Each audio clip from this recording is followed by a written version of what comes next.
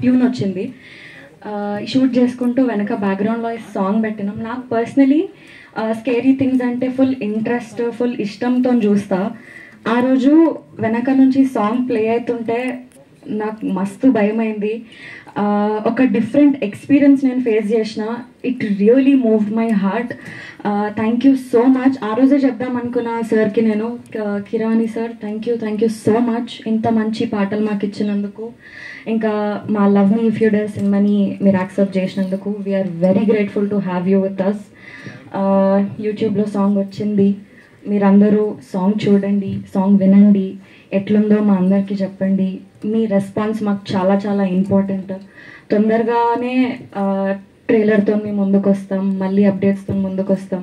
Finally April 25th రోజు మా సినిమాతోని మీ అందరి ముందుకు వస్తాము.